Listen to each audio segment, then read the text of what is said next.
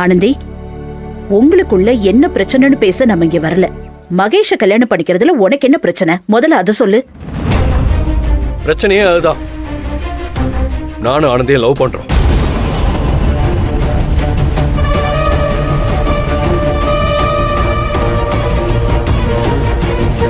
ஒருத்தருக்கு ஒருத்தர் உயிருக்கு உயிரா காதலிக்கிறோம்.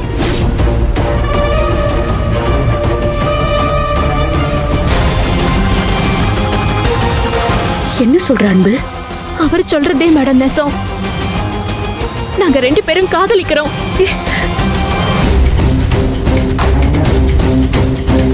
எனக்கு அழக நான் லெட்டர் போட்டது, எனக்கு ஆசைப்பட்டதெல்லாம் செஞ்சு கொடுத்தது எல்லாமே இந்த அன்புதே.